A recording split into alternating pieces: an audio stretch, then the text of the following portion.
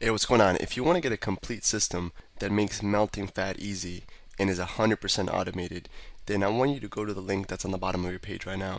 YouTube doesn't let me make that link clickable, so you're actually gonna have to type it into your browser, or I also put the copy of the link in the description so you can click on that or type it into your browser. Alright, for now, enjoy the video, and after you're done with this video, make sure to go to that link to get a complete fat melting system. Hey, what's going on? Today we got a really cool concept on nutrition, and this one concept is kind of like an inner game slash nutrition concept that's really going to help you to take food more seriously. And what I mean by that is that food is a very socially acceptable drug, and that's exactly what it is. It's a drug. If you notice people who, the ultimate example, the ultimate proof that it's a drug is people go to the doctor and get a checkup, and the doctor says, if you don't change how you eat, you're literally going to die, or you're going to get diabetes, or you're going to get whatever, heart disease. And people can't change the way you eat. That's how addictive food is. And that's why, just because it's a socially accepted drug, you shouldn't take it lightly. And it is the most powerful drug. I mean, there's the statistic is that 67% of Americans are obese, and then you have the other drugs that maybe 10% of the population are addicted to. So it's the most powerful drug, and we really need to take into account and realize that that's a drug and think about it. And there's four main ways that we use this drug. The four main ways are: one, we use it socially. So a lot of times, we'll use it as a way to be socialize with our friends, or our girlfriend, or our boyfriend, or anything. Last times we get together, we'll go out to eat or do something of that nature. Go eat dessert or ice cream. The other way is sleeping. People, will use it to sleep. Maybe you use it, right before you go to sleep. You can't sleep without it.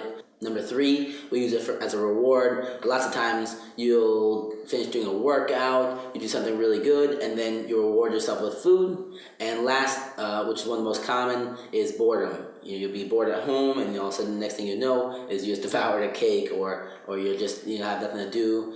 You got done with all the deeds you had to do for the day, and you'll start eating. So those are the four main ways that we use this drug, and we're addicted to it. We haven't realized another way to deal with our sleeping or our boredom or to reward ourselves, and we use it as a drug. And when you think about it, when you realize that you're addicted to food is when you do something good, and then you think, okay, now what can I eat? Now that's when you're sort of addicted to it. So we need to find out substitutes for these four things: either the sleeping, the reward, the boredom, or social event, and substitute it with something that's better, that's not going to keep you addicted to food. All right, so those are the most common ways that people use food as a drug. They use it for social events, they use it to cure boredom, they use it to go to sleep, and they use it for social events. Now, in order to find an alternative, what we want to do is we want to find something that feels good, but is also good for you long term.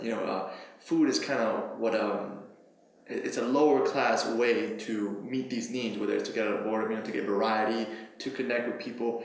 It's a low way to do it because it feels good for the moment, but it hurts you in the long term. Based on the stats of everybody who's obese and can't lose that weight.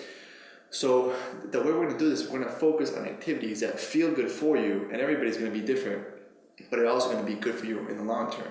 So anything from exercising, maybe you really get into smoothies, like green smoothies or things like that. You get into like preparing healthy foods, maybe yoga, reading, like things that it's different for everybody. Maybe something like taking a bath where you just relax.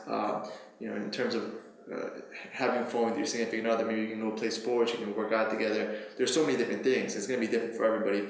And the worksheet below will have some list of activities that you can do. But it's important to find activities that feel good, that you enjoy just as much as you used to enjoy eating certain foods to get out of boredom, that you enjoy them, but also are empowering in terms of that they're not going to give you health problems later on in the future. So that's what we really want to do. We want to identify what specifically you use food for right now, and then you want to find an alternative, and then we want to start to integrate that into your daily routines. So if you normally, after you work and you're leaving work, you reward yourself with a certain meal, we want to replace that and reward yourself with something that is not going to hurt you, and it's not going to get you away from your goals. And on a more serious note, I know Alex mentioned a little earlier that there's cases proven that it's an addiction that somebody will go to a doctor. Hey, what's going on? If you're enjoying the video so far, do me a huge favor and click on the like button below. You'll get your good deed for the day out of the way. It helps me out a lot. Also, go ahead and subscribe and leave a comment. Something as simple as good video or I enjoyed the video. It really helps me out with YouTube. Alright, here's the rest of the video.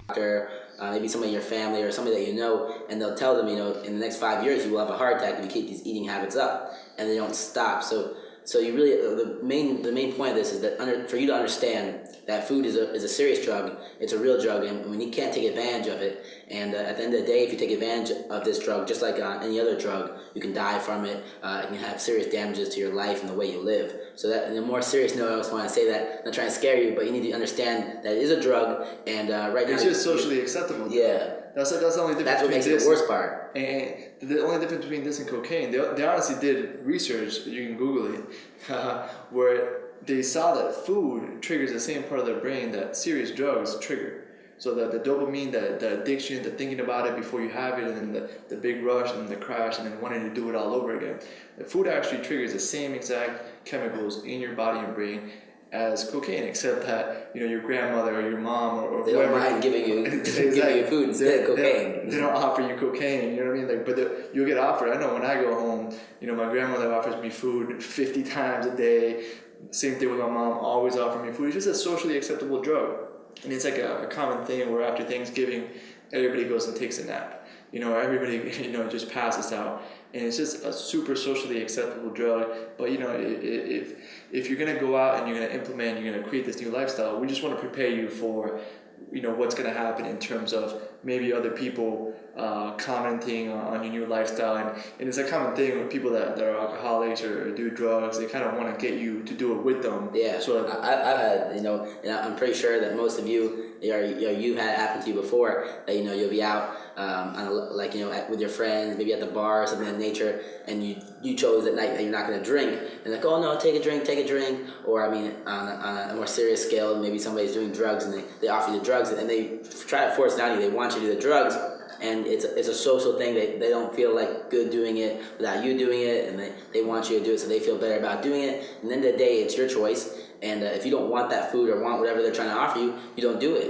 It's a drug, and we want to make sure that when we decide to eat food, it's because we want it, and it's not because we're craving it or it's something that we don't need. Yeah, and it's the crabs in the barrel mentality, where you might have heard that if you put 2 or more crabs inside of a barrel, they can't climb out the barrel because they'll pull each other down.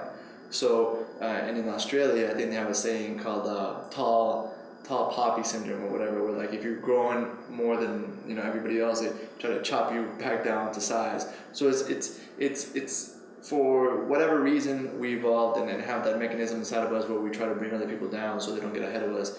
And we really want to prepare you. We don't live in those times anymore where we have to lower our standards and lower what we do to please our peer group. So we just want to prepare you that if it does happen, just expect it and just ignore it, just smile and be like, whatever, we'll see how you feel later. You're probably not going to feel great. So we just want to prepare you for that, the crabs in the barrel mentality, when you find more empowering alternatives, and really make sure that if you have a girlfriend or boyfriend, to not pushing on them. You don't want to be that guy who's pushing everything on everybody, but just kind of lead by example and do your thing, and don't worry what everybody else around you is doing. Just let them see how good you feel and all your empowering results, all your great results, and don't push this on anybody. And if they want to do it with you, they'll ask you, and you can show them what you've learned. And the first step to being able to overcome something is being aware of it. So, we've given you or you're about to get a bunch of different, techniques, how to stop cravings and other things like on top that go with the food. But this is one of the biggest steps, is just being aware that food is a drug. And now that we understand that, we can beat it and we can overcome it. Exactly. So download the worksheet below. Very simple. Find out how you've been using food, to cure boredom, social activity, however you're using food. Find 1 or 2 really empowering alternatives that you can use that feel good for the moment and are also going to help you reach your goals. And make sure you do this immediately, because it's a very dangerous thing when you just follow the crowd and you just because something's socially acceptable, doesn't mean that it's gonna make you feel good. The stats are statistics are very scary. You know, I think it's like 50% of people get heart disease, and however many people are obese, a huge number of people are obese, and it's because food is a drug, and everybody takes it lightly. We don't want to be over dramatic here. We just want to show you the stats. We just want to tell you the truth that just because something is socially acceptable, it's not right, and you have to become aware. Like Jason says, awareness alone can be curative. Just you being aware of this can really help you to start making better choices, and 6 months, a year from now, you're living a totally different life on complete autopilot. Hey, real quick, one more thing before you go. I want to make sure you know that there is no correlation between how hard you work and how much fat you melt or how much muscle you build. All right? There's enough science, enough data out there that there's absolutely no correlation between hard work and results. All right? There's a difference between movement and achievement. All right? If you want to learn my best tips, what I call the 5% hacks that allow you to get maximum results, maximum fat loss, maximum lean muscle gain, I want you to go to the link that's on the bottom of this page, or you can click on the link in the description. All right, you're going to get a complete system for melting fat in an intelligent and streamlined system. I'll see you there.